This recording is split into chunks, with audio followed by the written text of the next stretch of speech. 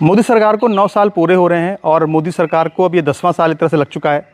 और ये जो साल है ये मोदी सरकार के चुनाव का साल है। साल 2024 में चुनाव होने जा रहे हैं और अब प्रधानमंत्री मोदी का सारा फोकस इस बात पे है कि वो 9 साल के अपने उन सारे कामकाज को बताएं। तो रविशंकर प्रसाद ने एक प्रेस कॉन्फ्रेंस की और रविशंकर प्रसाद ने अपनी प्रेस कॉन्फ्रेंस में बहुत ही ज़बरदस्त तरीके से एक जो खूबियाँ थी इस सरकार की उसको गिनाया। इस सरकार के मोदी सरकार के जो फ़ायदे थे, लोगों को जो फ़ायदे हुए उसके बारे में लोगों को बताया और साथ ही एक रूपरेखा प्रस्तुत की, एक चुनावी मुद्दे प्रस्तुत किए। कांग्रेस पार्टी के द्वारा नरेंद्र मोदी जी के सरकार के 9 साल पूरा होने पर शायद 9 सवाल पूछे गए हैं।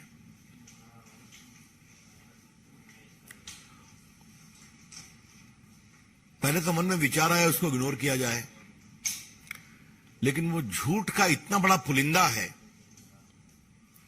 कि रिकॉर्ड को स्ट्रेट करना और साफ करना दोनों जरूरी था।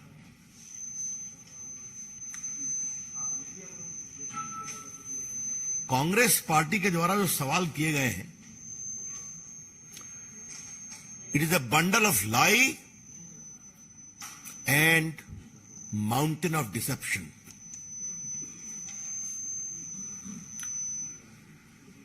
ये 9 सवाल नहीं है, ये कांग्रेस पार्टी के खींच से भरे सवाल हैं जो नरेंद्र मोदी जी के खिलाफ नफरत से उपजे हैं। These are not questions arising out of criticism, which is their right to do, but are the result of a pathological hatred against Narendra Modi ji. घृणा साधारण नहीं, ऐसी घृणा कि नरेंद्र मोदी जी के बारे में कुछ भी कायदे का सोच नहीं सकते हैं। अभी जो नए संसद के उद्घाटन पर चर्चा हो रही है उस पर काफी बोला गया है, आपने भी बोला है, लेकिन आज जो उनके द्वारा सवाल किए गए हैं, पहले मैं पीड़ा के साथ उन्होंने कोविड के मिसमैनेजमेंट का सवाल उठाया है। कांग्रेस का यह सवाल बेशर्मी की पराकाष्ठा है, सिर्फ झूठ नहीं। आज उन्होंने लॉकडाउन के बारे में भी सवाल उठाया है, जबकि पूरी दुनिया क्या मानती है कि भारत का कोविड मैनेजमेंट दुनिया में बेस्ट रहा है। जिस तरह से ऑक्सीजन एक्सप्रेस चला, जिस तरह से वैक्सीनेशन बने, जिस तरह से बाकी सारी व्यवस्था की गई, जो भारत में कुछ नहीं बनता था उस समय, उसको फास्ट ट्रैक किया गया। आज पूरी दुनिया उसकी तारीफ करती है और मेड इन इंडिया वैक्सीन आज 100 से अधिक देशों में गए। अभी जो पीएम गए थे पैसिफिक आइलैंड, तो भी देखा गया कि लोग किस तरह आदर से उस पूरे सहयोग को याद कर रहे थे। कांग्रेसियों ने भी तो शायद वैक्सीन लगवाया कि नहीं लगवाया है। 200 करोड़ डोज वैक्सीन लगे हैं और शायद आप लोग भूल गए हैं, ये मुझे आपको याद करना जरूरी है कि ये भारत में ही हो सका कि आपके मोबाइल पर आपको इंटीमेशन आता था कि आपका पहला डोज इस तारीख को यहां लगेगा और दूसरा डोज यहां लगेगा। शायद कांग्रेस में लगवाया होगा, स्वाभाविक है। राहुल गांधी में लगवाया, बहुत लेट से लगवाया। शायद बहुत बाद में अखिलेश जी में लगवाया। आलोचना करिए, लेकिन आलोचना में आप देश के अंदर के संकल्प को क्यों कमजोर करते हैं? यह बहुत बड़ा अपमान है उन लाखों सेवा कर्मियों का, डॉक्टर, नर्सेज, सफाई कर्मचारी, एम्बुलेंस चलाने वाले, जिन्होंने देश को बचाने की कोशिश की। इसके हम बहुत भर्त्सना करते हैं।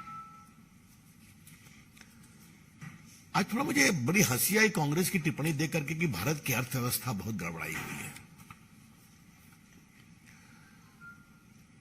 मैंने सोचा कि इस पर कहा क्या जाए,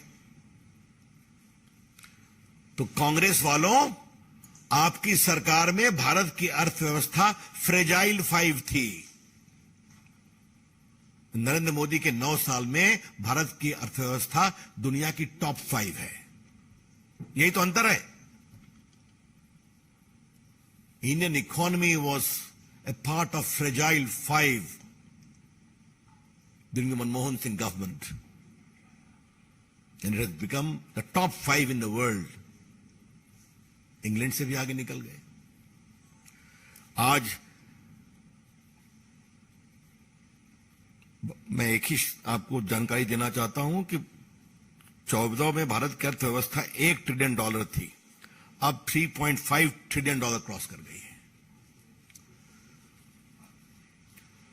आज देश में 50 लाख करोड़ से ज्यादा विदेशी मुद्रा भंडार है।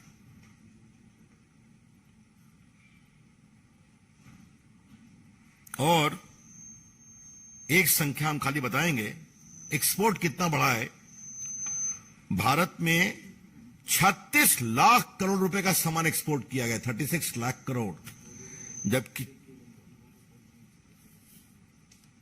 14 में सिर्फ 19 लाख करोड़ था। तो आप देखते हैं करीब करीब दुगना एक्सपोर्ट हुआ है।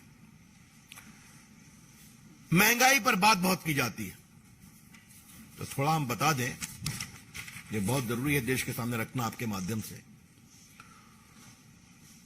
भारत का एनुअल इन्फ्लेशन अप्रैल 23 में 4.7% है, 4.7%। और होलसेल प्राइस इन्फ्लेशन नीचे आकर -0.92% हो गया, 0.92%। मैं बताना नहीं चाहता हूं कि बाकी देशों का क्या हाल है, खाली आपके सामने हम कुछ बड़े देशों की बात जरूर रख देना चाहते हैं। इंग्लैंड में कितना है, अमेरिका में कितना है, आप देख लीजिए तो आपको समझ में आ जाएगा कि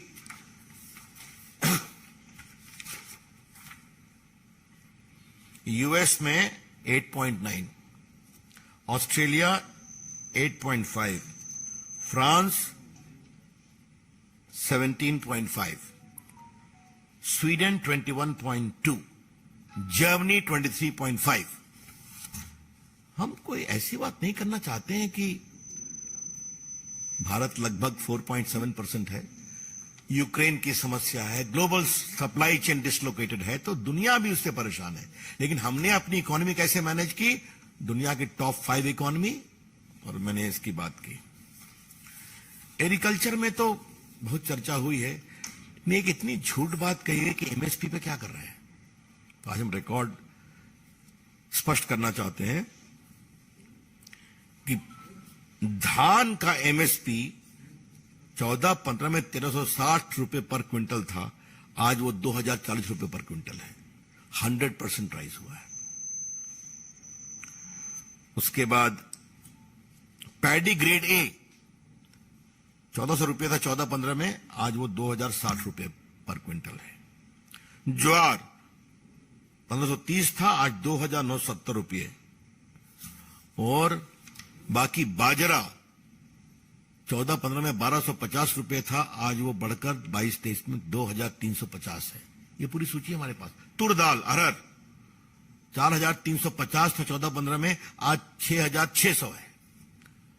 तो एक बार कांग्रेस पार्टी रिकॉर्ड तो देख लिया करे, डेटा ठीक रखा करें आरोप लगाने के पहले कि कितना एमएसपी हम लोगों ने बढ़ाया है, ये हम आपसे कहना चाहते हैं।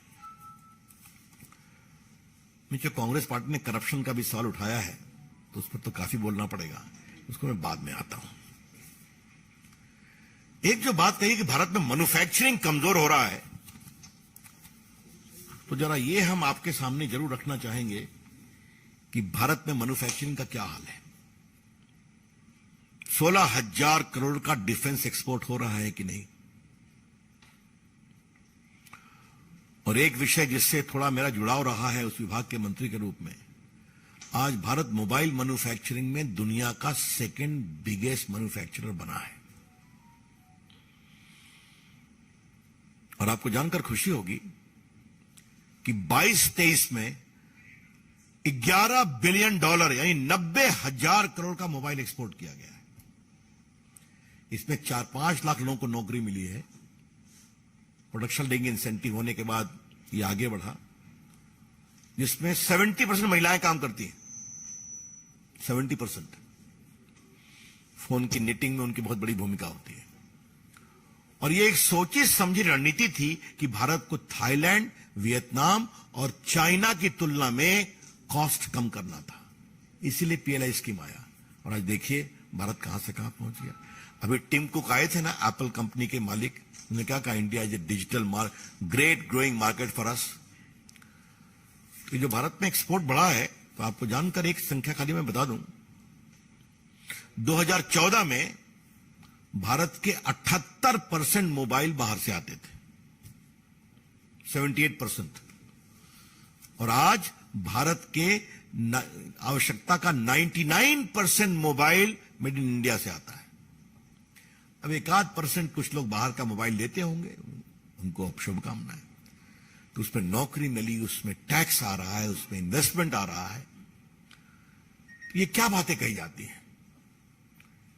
एक जो भारत की एक और बहुत विशेषता है, जीएसटी पर भी सवाल कहा गया है, क्या कहते हैं वो, गब्बर सिंह टैक्स। हां, ये राहुल गांधी का तकिया कलाम है। अप्रैल 23 में भारत में 1,87,000 करोड़ का रेवेन्यू आया है जीएसटी से, हाईएस्ट एवर, 1,87,000 करोड़। और सिर्फ 20 अप्रैल को 68,228 करोड़ रुपए आए हैं एक दिन में, हाईएस्ट एवर। और कांग्रेस के मित्रों, जीएसटी जब आती है तो राज्य को भी तो फायदा होता है। वो सारी सूची हमारे पास है। तो आज देश की इकोनॉमी क्लियर हो रही है, क्लीन हो रही है। और ये